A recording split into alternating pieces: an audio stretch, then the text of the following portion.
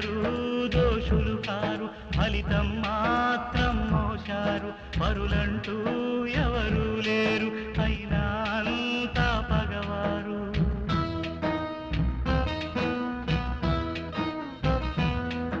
ఇకనైనా ఈ మంటలారునా, ఇకనైనా ఈ జంట చెంత చేరునా.